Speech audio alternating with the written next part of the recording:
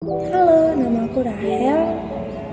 Di sini aku akan memperkenalkan kepada kalian apa itu keterampilan dasar mengajar. Nah, untuk mengetahui apa itu keterampilan dasar mengajar, di sini aku akan menjelaskan beberapa keterampilan dasar mengajar.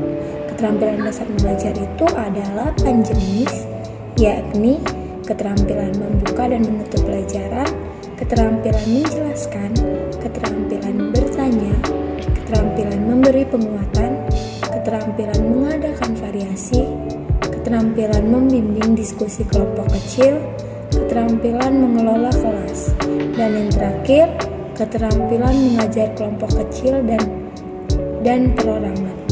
Nah, kedelapan jenis keterampilan dasar mengajar tersebut satu dengan yang lain saling terkait. Yang pertama yaitu keterampilan membuka dan menutup pelajaran.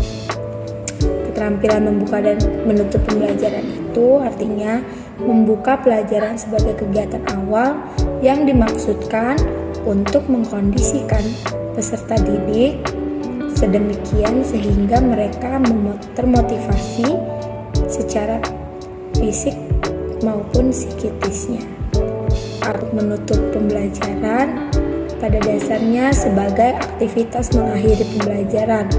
Nah, kegiatan ini dilalui dengan siswa dipastikan sudah memiliki pengalaman belajar yang utuh sesuai dengan perencanaan pembelajaran. Jadi, yang kedua yaitu keterampilan bertanya.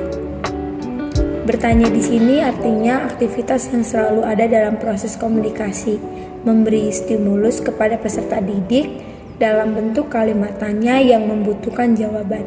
Nah, pertanyaan yang diajukan sangat ditentukan oleh fungsi dari pertanyaan itu.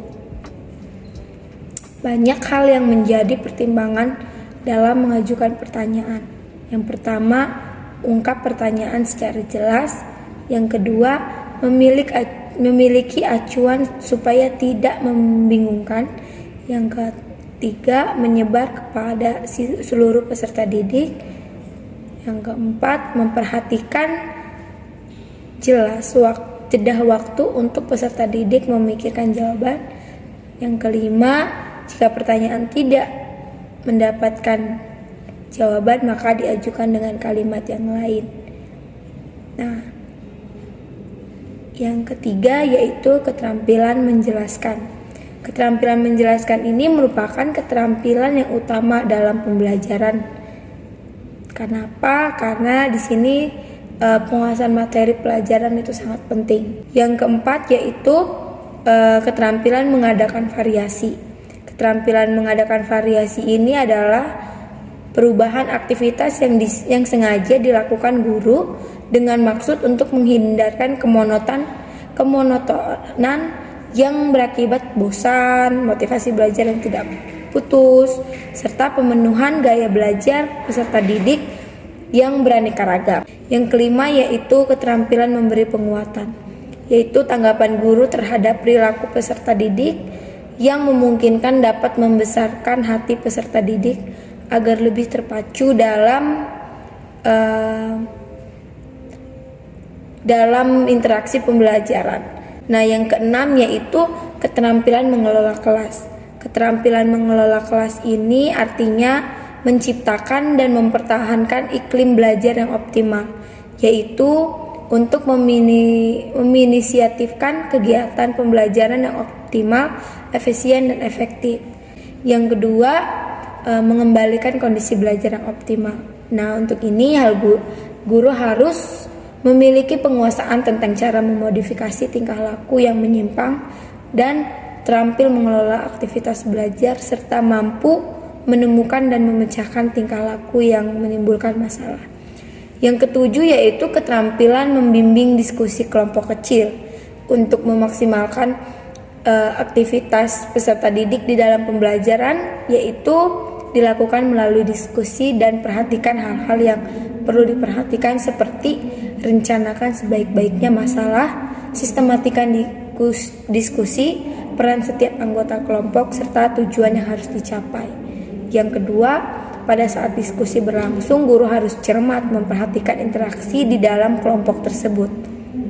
Nah, yang ketiga, yang terakhir, perjelas semua gagasan menuju kepada kesimpulan penyelesaian masalah yang didiskusikan dengan mengungkapkan ide-ide dari kelompok. Dan yang terakhir yaitu keterampilan mengajar kelompok kecil dan perorangan. Nah, aktivitas ini mengajar kelompok kecil dan perorangan umumnya terjadi jika guru melaksanakan pembelajaran secara klasikal. Nah, keterampilan mengajar kelompok kecil ini adalah kemampuan guru melayani kegiatan peserta didik dalam belajar dengan jumlah peserta didik sekitar antara 3 sampai 5 orang setiap kelompoknya. Nah, terkait dengan hal-hal tersebut, kita harus peka memberikan atau menyebutkan gunakan pendekatan perorangan dengan memperhatikan hal-hal yang jelas. Kesimpulan dari 8 keterampilan mengajar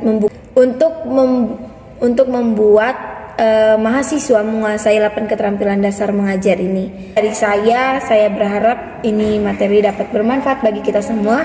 Terima kasih.